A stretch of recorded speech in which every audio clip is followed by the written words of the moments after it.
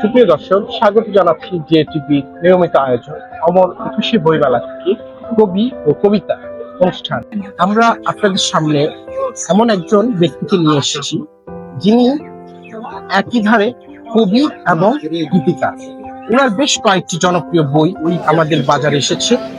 আজকে এবছর 2025 সালে ওনার একটি জনপ্রিয় বই, আমরা কথা বলবো নীল জ্যোৎস্না নিয়ে। আমাদের কাছে এসেছেন কবি আব্দুল হাকিম। আমরা এখন সরাসরি নিয়ে দিচ্ছি তার কাছে। জি, আসসালামু আলাইকুম, ভালো আছেন? আলহামদুলিল্লাহ, ওয়ালাইকুম আসসালাম, ভালো আছে।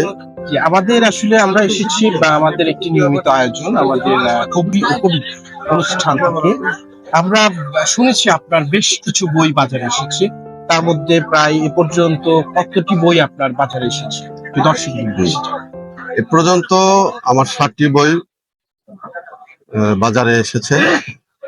সর্বশেষ বই হচ্ছে নীল জ্যোৎস্না, 2025 সালের এই অমর একুশে বই মেলায় আলোকায়ন স্টলে প্রেজেন্টেশন অবস্থায় আছে। আর এর আগে প্রথম বের হয়েছে কোথায় পাবো তারে, সুরের ফুল, দিগন্তের ওপারে, বৃষ্টির পরে, অনন্ত শপথ, পঞ্চগভীরে, এবং এই 2025-এর সপ্তম বই হচ্ছে নীল জ্যোৎস্না। আমার বাকি 6 বইগুলিতে অনেকটা গান এবং কবিতা সম্বলিত। শুধু এই সপ্তম বই নীল জ্যোৎস্নাতেই শুধু কবিতার স্থান পেয়েছে। এখানে প্রায় 79টার মতো কবিতা আছে।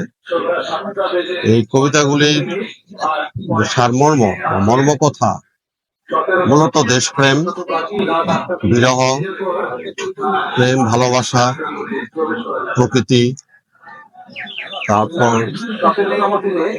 জাতির প্রতি দায়িত্ববোধ, হ্যাঁ, এবং অর্থনৈতিক দুরবস্থা, রাজনৈতিক দুরবস্থা, সকল কিছুই এই নীল জ্যোৎস্না কবিতার বইটিতে প্রকাশিত হয়েছে।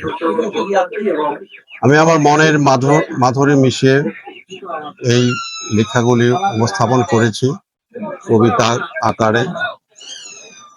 পাঠকদের বলবো, এই বইটি, বিশেষ করে নীল জ্যোৎস্না, এই বইটি আপনারা পড়বেন। পড়লে আমি সার্থক হব। এই বইটির পিছনে অনেক অনেক পরিশ্রম, একদিকে বিশাল ত্যাগ এবং পরিশ্রম সবকিছুই আছে। যদি পাঠকরা এটা একটা লাইন পড়েও উপকৃত হয় তাহলে আমি সার্থক করবো, নিজেকে ধন্য মনে করবো।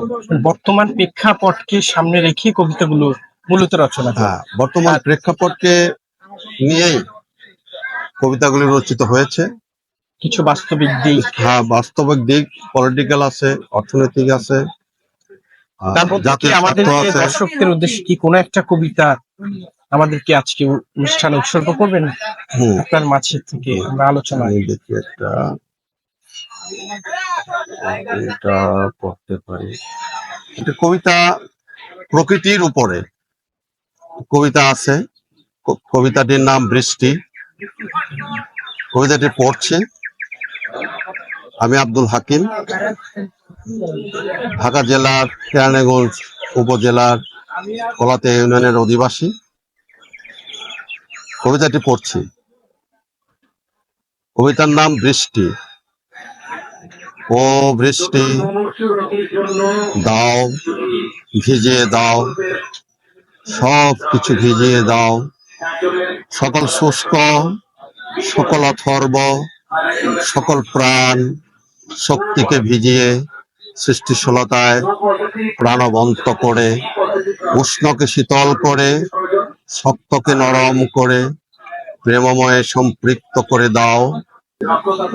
ও বৃষ্টি, কলঙ্কের জল তুমি তাড়িয়ে দাও, তোমার ঢলে দূরে নিয়ে যাও অহংকারের জল, অহংকারের জাল তুমি ছিন্ন করে দাও, বেঈমানের হস্ত তুমি পিচ্ছিল রাখো, উড়ন্ত বালি অধতে বিছিয়ে মাটির স্তরকে উন্নত করো, মাটির অনুতাপ ও বৃষ্টি তুমি ফিরিয়ে দাও। ও বৃষ্টি, তোমার ঢলে মাটির দূষিত কণা স্থানান্তরিত করে প্রাণ শক্তিতে ভরে দাও। ও বৃষ্টি, সমস্ত দারিদ্রতাকে, মানুষের অসহায়ের অশ্রুকে তুমি তোমার ঢলে সম্পৃক্ত করে দূরে নিয়ে যাও। ও বৃষ্টি, নগ্ন শিকড়, তরুর সম্ভ্রম, তিমির গর্ত, ভাঙা ঘরের কম্পিত কোটি। ও বৃষ্টি, তুমি তোমার ঢলে তোমার পায়ে ঠেলে সবল মাটিতে ভরে রাঙিয়ে দাও। কতদিন বাজে না বিন, বদ্ধ পুকুরে মৎস্য আর যেতে পারে না গভীরে, মৎস্য আর খেলতে পারে না উঁচু শিরে। বৃষ্টির টাপুর টুপুরে এপাশ ওপাশ দৌড়ে শরীরের পোশাক ছেড়ে মেতে উঠে নৃত্যে, থাকে না আর বৃত্তে। গান গায় সমস্বরে, কি বিশাল জলরাশি, হাসি হাসি নবান্নে জলজ প্রাণী ধন্যে বংশবৃদ্ধি ঘটায়। বনহাঁসগুলি বৃদ্ধি পায় চঞ্চলতা, মায়া মমতা সৃষ্টি হয় প্রেমময়ে। ও বৃষ্টি, ঝড় ঝড় বৃষ্টি, তুমি করো সৃষ্টি, বাড়াও কৃষ্টি নরনারে। তুমি হাসি তারুণ্যে, কান্না দারিদ্রে ভাঙা ঘরে, গৃহহীন প্রাণীকুলে। তবুও তবুও রংধনু হাসে দিগন্তের ওপারে। ও বৃষ্টি, তুমি রাতের বৃষ্টি, অপরূপ চন্দ্রালোতে, মাঝে মাঝে ঢাকে নীরব বাড়িতে, মাঝে মাঝে হাসে উজ্জ্বল শাড়িতে। ও বৃষ্টি, তুমি কবু প্রেমে, তুমি কবু বিরহে, কবু সৃষ্টিতে ফিরে এসো বারবার এই ধরনীতে। ধন্যবাদ সকলকে। আপনাকে অসংখ্য ধন্যবাদ। সুপ্রিয় দর্শক, আমরা এতক্ষণ কথা বলেছি জনপ্রিয় লেখক আব্দুল হাকিমের সঙ্গে। ওনার নিজ আবৃত্তিতে আমরা শুনলাম ওনার যে লেখার যে ধরনী। আমরা আপনাদেরকে আরো নিয়ে যাব আরো লেখক, আরো কবি ও কবিতার মাঝে। ভালো থাকবেন, সুস্থ থাকবেন, দেখা হবে অন্য পর্বে।